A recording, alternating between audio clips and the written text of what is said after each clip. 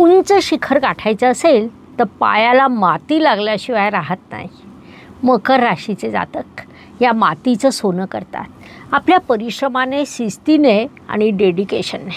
मकर म्हणजे कठोर परिश्रम, ठाम निर्णय आणि यशावर हक्क होय.